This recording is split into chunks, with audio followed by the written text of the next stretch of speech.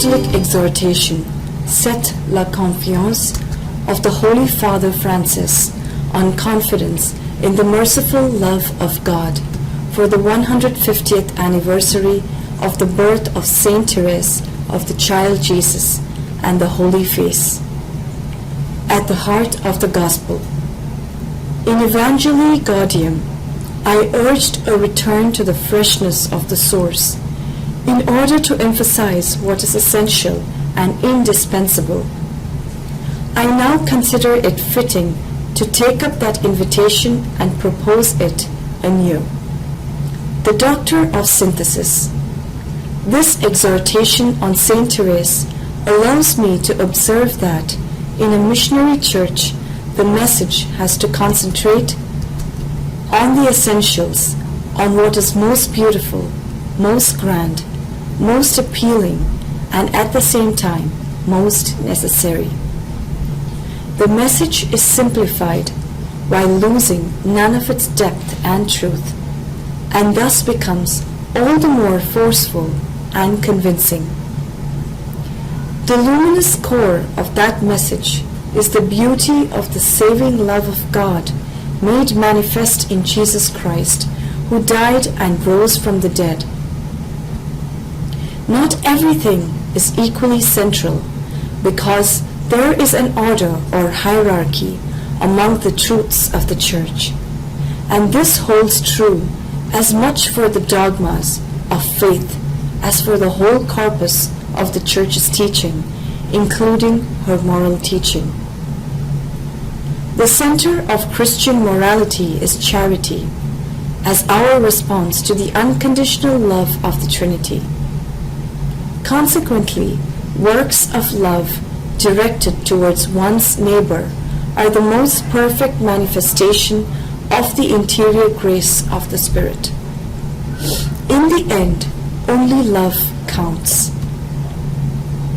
The specific contribution that Therese offers us as a saint and a doctor of the Church is not analytical along the lines, for example, of Saint Thomas Aquinas. Her contribution is more synthetic, for her genius consists in leading us to what is central, essential, and indispensable. By her words and her personal experience, she shows that, while it is true that all the Church's teachings and rules have their importance, their value, their clarity, some are more urgent and more foundational for the Christian life. That is where Therese directed her eyes and her heart. As theologians, moralists, and spiritual writers, as pastors and as believers, wherever we find ourselves, we need constantly to appropriate this insight of Therese and to draw from it consequences both theoretical and practical, doctrinal and pastoral, personal and communal.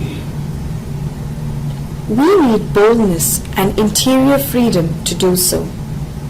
At times, the only quotes we find cited from the saint are secondary to her message, or deal with things she has in common with any other saint, such as prayer, sacrifice, Eucharistic piety, and any number of other beautiful testimonies. Yet in this way, we could be depriving ourselves of what is most specific about her gift to the Church. We forget that each saint is a mission, planned by the Father to reflect and embody, at a specific moment in history, a certain aspect of the Gospel. Indeed, to recognize the word that the Lord wishes to speak to us through one of His saints, we do not need to get caught up in details.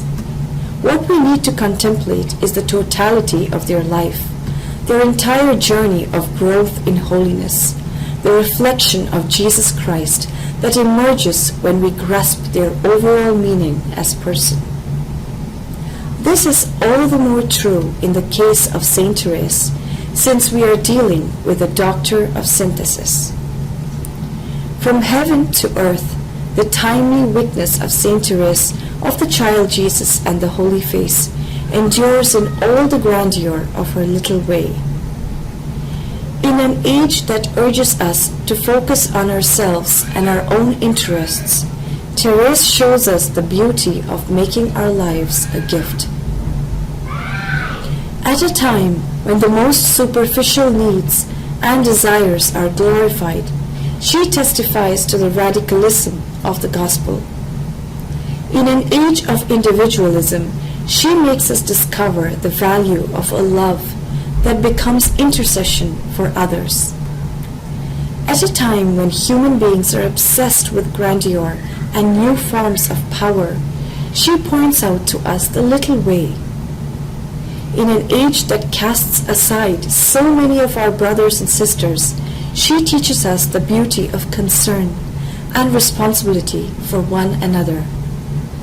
At a time of great complexity, she can help us rediscover the importance of simplicity, the absolute primacy of love, trust, and abandonment, and thus move beyond a legalistic or moralistic mindset that would fill the Christian life with rules and regulations and cause the joy of the gospel to grow cold.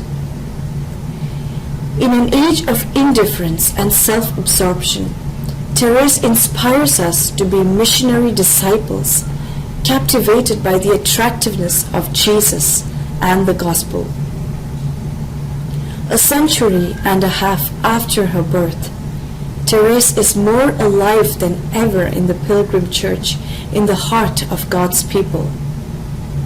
She accompanies us on our pilgrim way, doing good on earth as she had so greatly desired. The most lovely signs of her spiritual vitality are the innumerable roses that Therese continues to strew. The graces God grants us through her loving intercession in order to sustain us on our journey through life.